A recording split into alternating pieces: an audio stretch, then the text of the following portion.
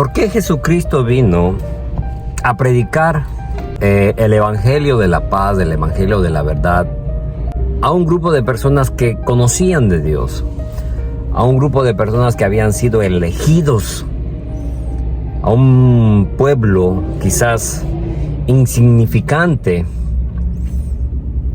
pero que en el corazón de Dios significaba muchísimo? ¿Cómo están? Buenos días, aquí nuevamente en Cortos de Bendición de la Vid. Muchas veces yo me he preguntado por qué Jesucristo vino primero a predicar a su pueblo.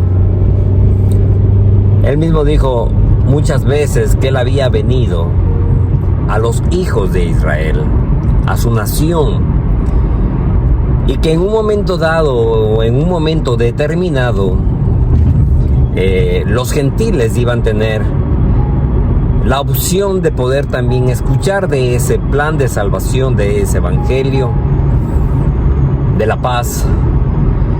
Pero lo más importante es establecer primeramente el por qué Cristo comenzó su ministerio en un pueblo que conocía de él.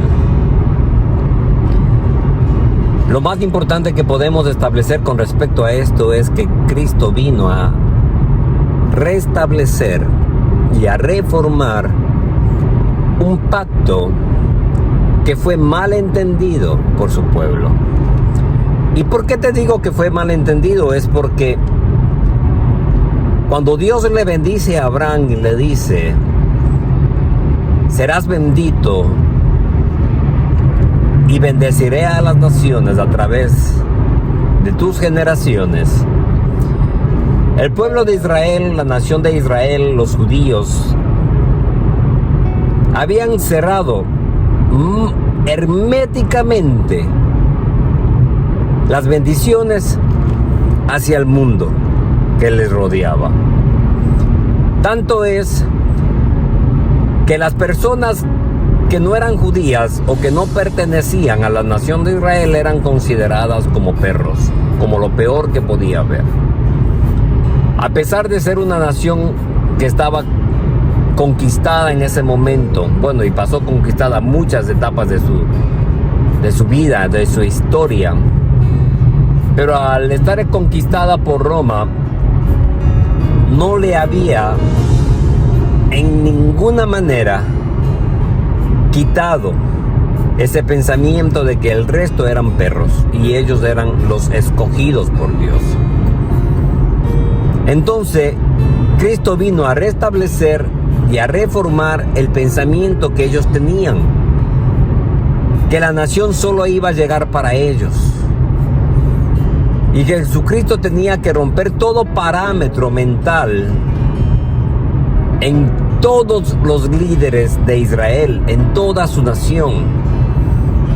Y muchas veces, para romper ese parámetro mental, él se encontró con personas que no eran judías, que no eran hijos de Abraham, y los bendecía. Y declaraba que eran personas muy especiales a los ojos de Dios y que por eso ellos podían y habían obtenido la salvación. Con esto nosotros queremos indicarles que a veces dentro de nuestras congregaciones nos hemos querido apropiar de la bendición de Dios. Hemos querido que esa bendición que Dios tiene separada para nosotros no pueda en ningún momento, por sobre toda circunstancia, llegar a aquel que no la merece. Si ahora me entiendes bien, el pueblo de Israel pensaba que el mundo entero no merecía la bendición de Dios.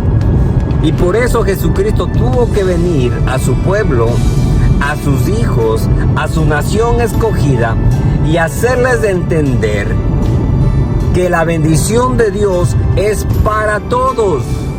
La bendición de Dios había sido establecida desde el principio de la creación del mundo y restablecida a través del sacrificio de Jesús para todo el mundo. Y a veces nosotros queremos, con un espíritu de egoísmo, pensar que el ladrón, el traficante, el asesino, el violador, la prostituta, el mentiroso, no se merece el amor de Dios. Los perros, en pocas palabras, no se merecen el amor de Dios. Y Cristo vino a abrir el entendimiento a muchos discípulos, a muchos apóstoles de Dios.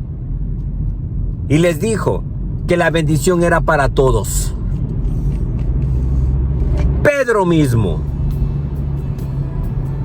y Pablo, que quizás son uno de los precursores de iniciar la predicación del evangelio a las naciones, tuvieron que entender, tuvieron que encontrarse prácticamente con el mismo Espíritu de Dios y recibir esa revelación tan grande.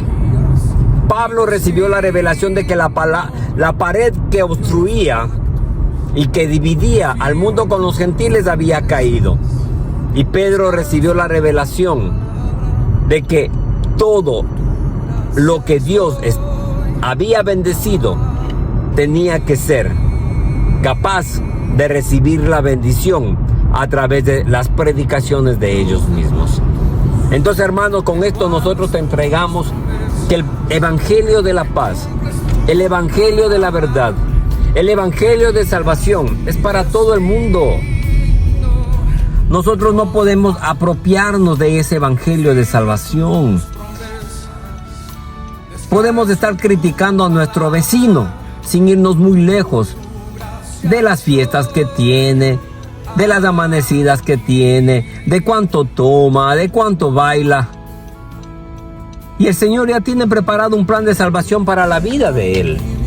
Y quizás tú eres el instrumento. Pero esos parámetros mentales de acusación, de prejuicio, que denigran a personas que quizás tú piensas que no deben obtener la salvación, puede obstruir una gran bendición para tu vida.